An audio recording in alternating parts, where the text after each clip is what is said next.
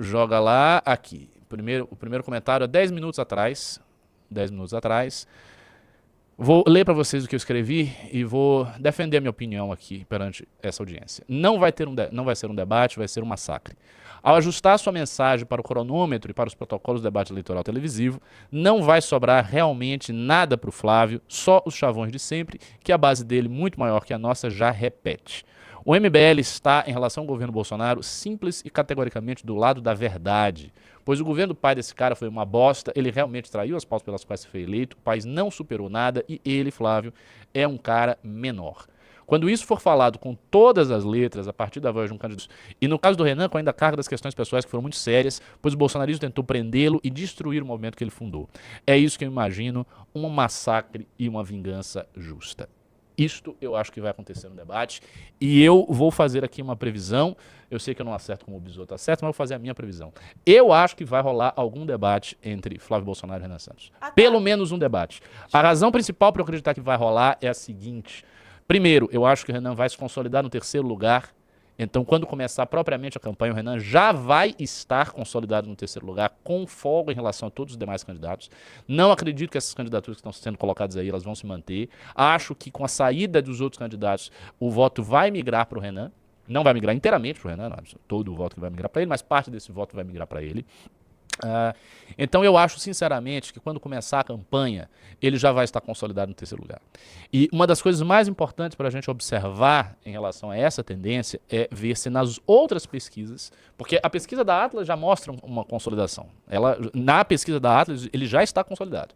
Ele já aparece ali com 5.3, 5.4, em cenários até com 5.6 e os demais candidatos com 3, com 2, com 4, portanto já fazendo uma certa diferença em relação ao voto que ele tem e ele cresceu nas pesquisas da Atlas, ou seja, ao longo dessas pesquisas ele tem crescido e não diminuído e não estagnado.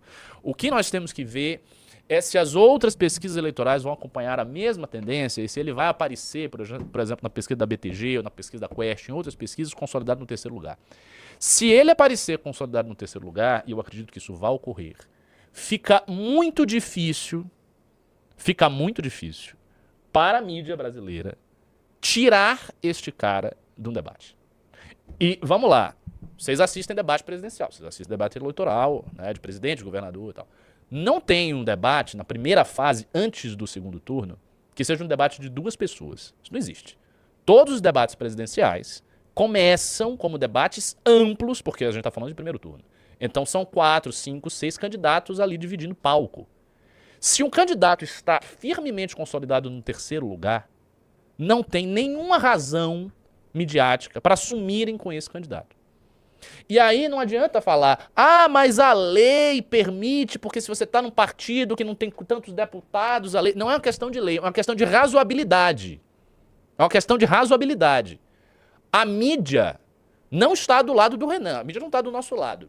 Mas a mídia, minha gente, a mídia tem uma certa, como é que eu vou dizer, um certo respeito pelo protocolo que ela própria cria em relação aos debates eleitorais. Então, vai ser muito estranho que somente dessa vez, na história da República, eles garfem um candidato que está em terceiro colocado em todas as pesquisas. Se o Renan permanecer como terceiro colocado somente na Atlas, consolidado, pode ser que se tente alguma coisa. Se ele aparece nas demais pesquisas todas, e na Atlas ele sobe mais um pouquinho, ele atinge, por exemplo, a casa dos 6%, ou dos 7%, quando começarem os debates presidenciais, fica muito difícil para a mídia, raciocinem comigo, fica muito difícil para a mídia simplesmente tirar o terceiro lugar. Se a mídia vai ter 5 candidatos, vai ter 5 candidatos, vai ter o primeiro, o segundo, o quarto e o sexto.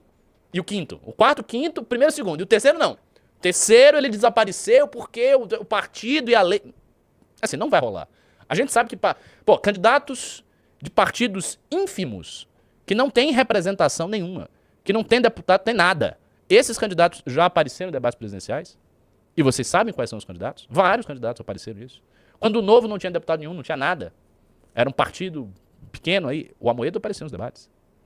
As pessoas vão aparecer. Veja, os candidatos em algum debate, todos eles vão estar os principais. E vai ser inevitável que esteja Flávio ou Lula. A não ser que a gente veja uma estratégia bizarra, que é Flávio e Bolsonaro faltarem todos os debates do primeiro turno, sem exceção, incluindo o da Globo. O que é ótimo. O que é ótimo. Então, assim, se o Renan for o terceiro lugar e não tiver Flávio e Lula, ele é o primeiro no debate, não é isso? Ele é o terceiro, não tem o primeiro e o segundo. No debate ele é o primeiro, obviamente, por consequência lógica. Ele traz o debate para si. Se isso acontecer, se não aparecer Lula e Flávio, ele diz, o negócio é o seguinte, Lula e Flávio Bolsonaro são dois covardes, sabiam que eu ia estar aqui, que eu ia desmascarar a mentira desses dois canalhas, não vieram e por conta disso eu vou fazer aqui um discurso para você, cidadão brasileiro. E aí ele olha para a câmera e faz um discurso para o cidadão brasileiro como se estivesse num debate com Lula e Bolsonaro. E ele diz, olha, me desculpa, eu vou fazer a pergunta aqui pro meu candidato, sei lá, pro Zema, mas eu vou falar isso aqui porque é necessário, porque pela primeira vez dois candidatos presidenciais que estão na frente não entram pra lá. Você já cria uma situação de constrangimento público que na TV aberta vai rodar o Brasil inteiro. Porque já está falando de um público que não nos assiste, um público que não acompanha a internet, ok? Que está acompanhando política pela televisão e que vai ver um candidato que é o terceiro, portanto é o primeiro naquela situação de debate, dizer que os demais candidatos são covardes e fracos. E ele pode falar isso de cara. Então, meio que eu não acho que o Lula e o Flávio vão desaparecer. Sinceramente, eu acho que eles vão para o debate. Eu acho que haverá este momento de confronto. Ponto. Eu acho que haverá esse momento de confronto. Havendo esse momento de confronto, aí a questão é outra. É o que vai rolar nesse momento de confronto, né? Eu acho que o que vai rolar é uma exposição de todas as mazelas, as mentiras, as traições, a corrupção, de tudo que não presta no governo Bolsonaro e que vai estar ali sendo colocado desde um ponto de vista de alguém de direita. E veja, isso é uma novidade. Por que isso é uma novidade? Outros candidatos de direita já apareceram nas eleições desde 2018.